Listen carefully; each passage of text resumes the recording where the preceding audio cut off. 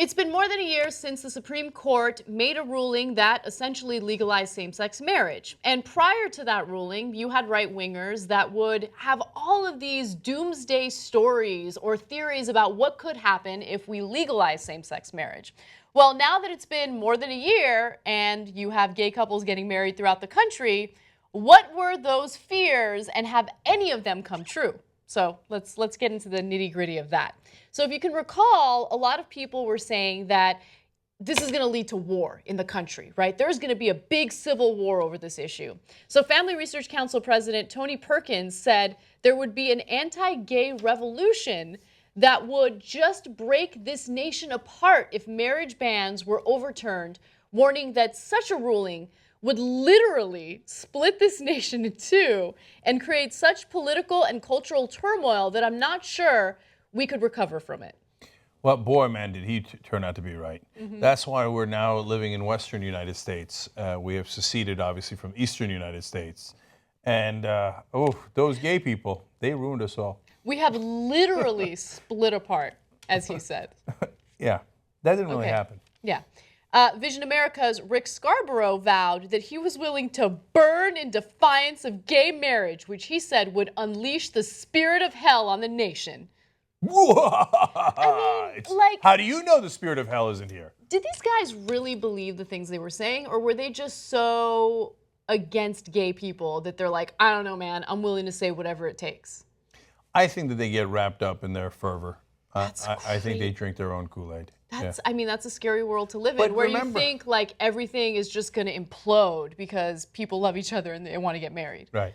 But remember how stupid they are. Yeah. So they believe in ghouls and goblins. Like in these cases, literally. Like they think that, a demon spirit is going to come over the nation and be like, wow, I am going to get you, Mr. Pastor, whatever the fuck your face is.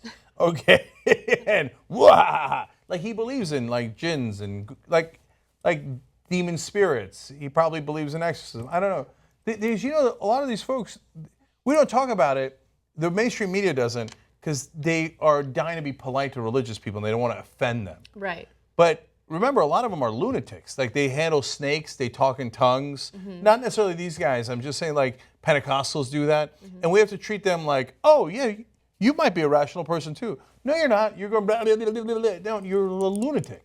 Yeah. And so that, of course they thought these insane things. And of course they're wrong. So the next time they say this, you might think, oh yeah, remember when they said that the demon would split the nation in two, and yet here we are? Yeah, I mean, I think that you can make that argument right now with all the, anti-transgender bills that are being proposed throughout the country, right? Where they don't want to allow these individuals to use the bathroom that they identify with. And the way that they fight those bills is they'll say things like, or any bill promoting equality, they'll say things like, oh, they're going to go in there and they're going to sexually assault everyone. But no, they're not. No, they're not. There was one story today of some bro-y guy who tried to enter the women's bathroom in Target by saying that he identified as a woman, right? Yeah. And the only outlet that covered that was Fox News. But that is, there's no epidemic of men pretending to be women to go into the women's bathroom. I can solve that, no problem. Oh, hey, Mr. Bro, who thinks he's really funny.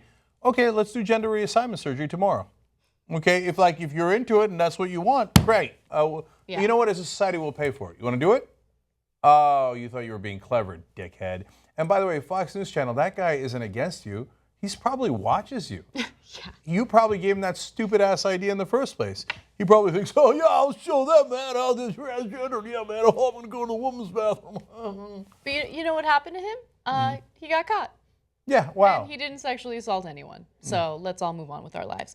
All right, and then I want to read a quote from Pat Robertson before the Supreme Court ruling. He says, it's just a question of how soon the wrath of God is going to come onto this land. That's all. Yeah. It's coming. The only question is when. But that's what they've been saying since Jesus, by the way. Oh, no. Armageddon's happening any day now. It's either Tuesday or Wednesday. But it's coming. It's just a matter of when. Okay. And 2,000 years later, we're still waiting. And there's more. Radio host Rick Wiles predicted that God will cut off America's food supply. Oh my God, I thought he was going to cut something else off. And this nation will be hit with disease, pestilence, drought, natural calamities, and a great shaking. And what is a great shaking? Probably an earthquake. Okay. And urge people to flee the country. You dumbass, that's fracking. That's causing that. So, like, he'll take, like, the results of climate change. You go, see, I told you God hated gays. You might be misinterpreting that a little bit.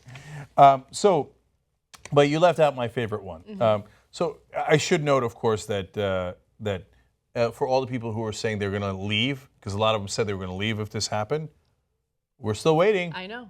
Off you go. By all means. Nobody's stopping you. Okay, so yeet. Okay, number two, Tom DeLay is one of the people who's very much against this, former leader of the Republicans in the House. He said that there was a secret government plan to legalize the 12 perversions. I didn't know there were 12, but apparently Tom DeLay's been studying them. Oh, he knows those 12 perversions. He does. You know what? Okay, this is true. Do you know what Tom DeLay's nickname used to be? Hot Tub Tom DeLay. Because Hot Tub Tom it was so dirty, okay? I don't know what Hot Tub Tom is. What is that? Like, he was like... Do you like to have sex in a hot tub? I presumably, but it also had to do with his dirty dealings with lobbyists and all those things, right? Tom DeLay is dirty all the way through, and then Hot Tub Tom has the temerity to talk about the 12 perversions. But although, to be fair to him, he might be saying, like, they're coming, but he's excited. Yeah. Like, oh, the 12 perversions are coming! Time to jump in that hot tub again.